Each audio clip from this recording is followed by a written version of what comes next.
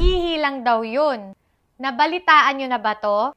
For context lang, yung nanay umuwi nung lunch break niya sa trabaho kasi may lagnat yung panganay niya at hindi siya mapakali. Dalawa yung anak niya na babae. At ang nag-aalaga dito ay yung tatay nung ka-live-in partner niya. Nakalimang katok siya at pagbukas ng boarding house, nakahiga yung dalawang anak niya. Pero gising naman ang mga ito. Pero ito napansin niya.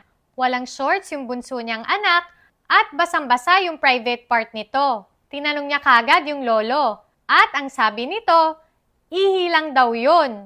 Pero nung chinek niya at inamoy niya, likido pala ng lalaki. Kaya dinala kagad niya sa public hospital yung anak niya. Nakakalungkot, nakakagalit, nakakagigil.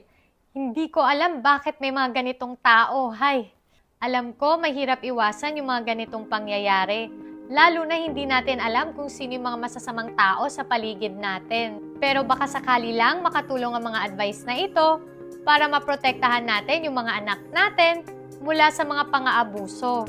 Una, syempre, kung kaya, huwag natin silang paalagaan sa mga hindi natin ganong kakilala. At kung maaari, maglagay ng CCTV para mabantayan natin sila kahit papano.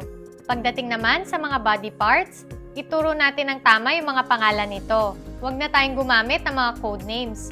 Para pag dumating sa sitwasyon na kailangan gamitin ito, komportable silang sabihin at mas maiintindihan natin kagad.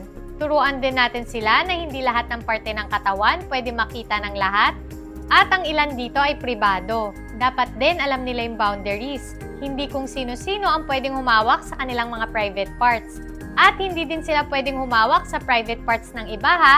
Tandaan, yung mga abusers dyan nagsisimula na sila muna yung nagpapahawak.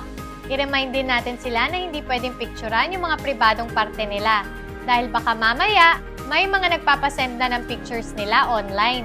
Turuan din natin sila kung paano umalis sa sitwasyon na hindi komportable o kaya naman nakakatakot. Ipaalam natin sa kanila na ayos lang palisin ng isang tao na nagpaparamdam sa kanila ng takot. At dapat alam nila kung kailan dapat sumigaw, tumakbo, humingi ng tulong, o kaya naman tawagin kayo. Pwede din kayong gumamit ng code words para sa mga sitwasyong hindi sila komportable. At ipaalam din natin sa kanila na hindi tayo magagalit at hindi sila mapapahamak kapag nagsabi sila ng sikreto sa atin. Lalo na pagtungkol sa kanilang mga katawan. Ipaalam din natin sa kanila na may mga hawak na pwede silang makiliti, masarapan o kaya naman gumaan yung pakiramdam nila.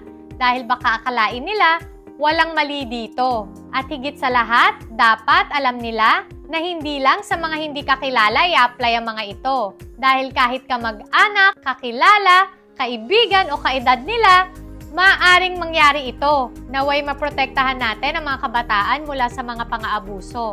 At sa mga nang-aabuso dyan, naway mahuli ka na at dapat sa'yo pinuputulan.